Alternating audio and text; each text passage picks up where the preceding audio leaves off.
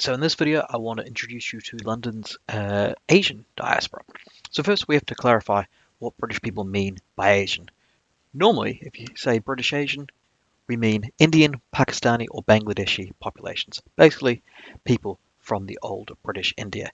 So officially in statistics referred to as South Asian, contrasted to East Asian or Southeast Asian. But if you hear something, or the Far East, if your consciousness is dominated by the British Empire or memories of it, but if you're watching a news report and it says something like increase of British Asians in universities, it's referring to that Indian, Pakistani, Bangladeshi folk from the subcontinent. Anyway, so there's been a large or a notable Asian presence in London before World War II, mostly around the port, people who are either traders or sailors who might have stayed in London. And before World War II, the links were between British India and Britain were very strong. See, something like cricket, which I'm sure we're all very passionate about, cricket being the greatest of all the sports, is India's national sport, and it's also Britain's or England's national sport. And what's my figure here? In World War II, there were 1.4 million British Indian troops, and World War II, 2.5 million British Indian troops. Now, of course, a lot of this is enforced rather than engendered. Nonetheless, you can see there's a clear link between British, or the English, and British Indians. But it was after World War II, and perhaps ironically, with Indian and then Pakistani and then Bangladeshi independence, that we started to get big populations of British Asians moving to Britain, and in particular to London. It was driven by the three factors. The British Nationality Act that we discussed in last week's screencast, or I spoke to you about. Partition, the division of British India into India and Pakistan, and the just simple availability of work. So the first Asians to arrive, they went to the Midlands area in Britain. Unsurprisingly, the middle of Britain, and in the north of the country as well. So these were predominantly rural Pakistanis, or those from the disputed Kashmir area. A lot of them spoke little to no English and had, for some of them, very little connection to Britain. They did night work, often being directly recruited in, say, Pakistani newspapers, because a lot of British people wouldn't do night work at the time, as we discussed last week. Britain had full employment. And they were sometimes referred to as mole migrants because they worked at night, their shops were at night, and they just stayed to their own communities. But of course, in this video, we're going to focus on London, and for me, it seems, focus on my coffee.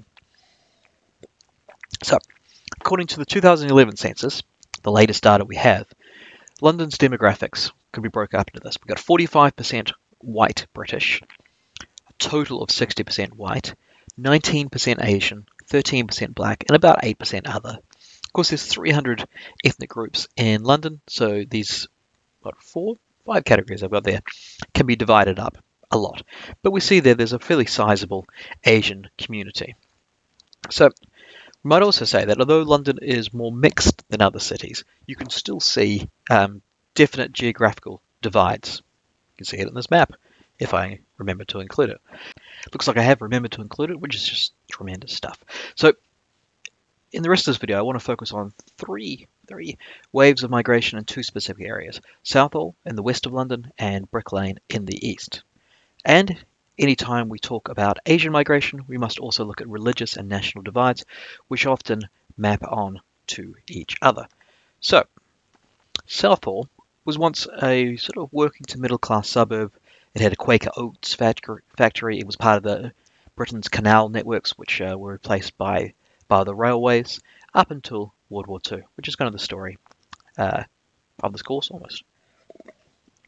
So first South Asian migrants came to Southall in the 1950s with the promise of factory employment, because there was a former British Indian Army officer who ran a rubber company. And this company built houses for workers, and more factories followed as more migrants came to the area. There's often a pattern with migration to London, where you have a few pioneers that come across. They send for friends, or the friends hear of their success, and then you have more and more people building up until you have a community of people. You can kind of see that dynamic in the Lonely Londoners. With the development of Heathrow and mass air transit in the 50s and the 60s, you had another employment source. If you've ever been through Heathrow, you see that lots of Asian cargo workers and sort of administrative staff. And also, there were pretty intense racist letting policies in the 50s and the 60s, which meant that communities clustered together. So sometimes we have people in London complaining about segregated communities, which is an issue we're going to talk about next week. But what's often missed from that is that communities became culturally segregated because white landlords wouldn't rent to people from the Caribbean or from South Asia.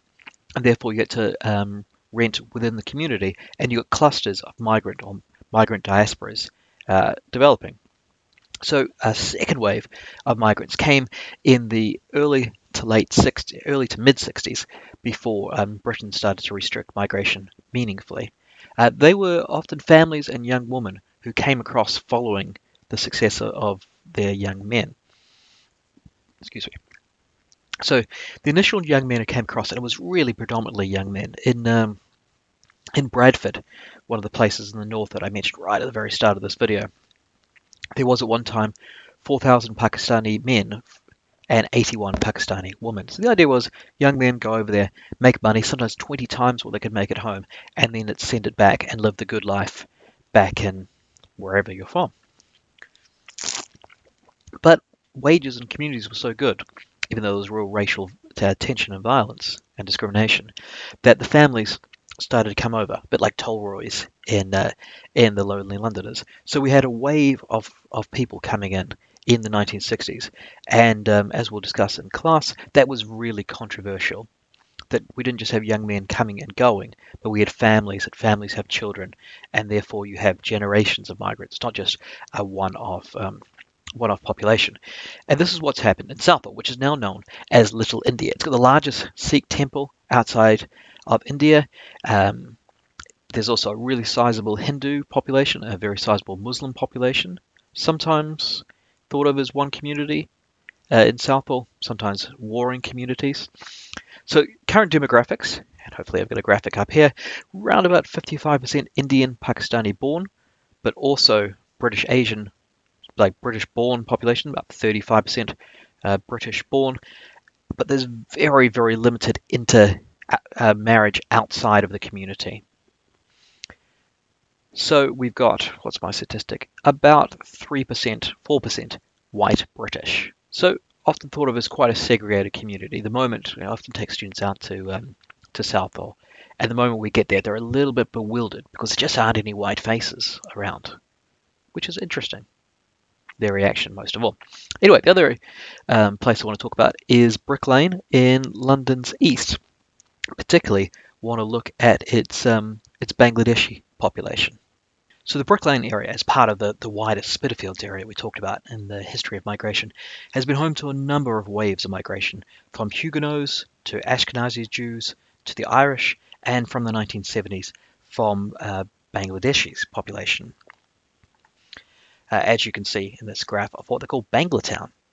So the Bangladeshi community was once part of the Indian community, and then East Pakistan, and then after the Bangladeshi Liberation War, where East Pakistan and West Pakistan became Bangladesh, Pakistan, just Bangladeshi populations. And just like partition, which drove many Indians and Pakistanis to be displaced and then come to Britain, the Bangladeshi Liberation War drove many people to Britain.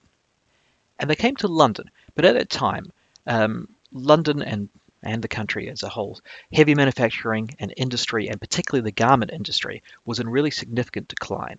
And unemployment numbers amongst the Bangladeshi were very high. So many of them turned to self-employment and to curry houses. And if you go through Brick Lane today, you can see the curry houses really dominate the area, becoming less of a factor as hipsters move in and the rents go up. But still, going for a curry on Brick Lane is one of the greatest areas of like integration of the Bangladeshi community. And even now, the curry, not even now, the curry is become part of the British diet. The chicken tikka masala is sometimes seen as Britain's national dish. Doesn't mean there's complete integration, but there's a little bit of cultural exchange, perhaps. So, like those in Southall, the Bangladeshi community in Brick Lane was subject to significant racial conflict, prejudice, and violence. Many in the Bangladeshi community didn't speak English, not high levels of education, often rural communities, and in some ways, depending on how you determine flourish, they've struggled to flourish in Britain. Great home in London, great home in Bangladesh, in Brick Lane, really solid community.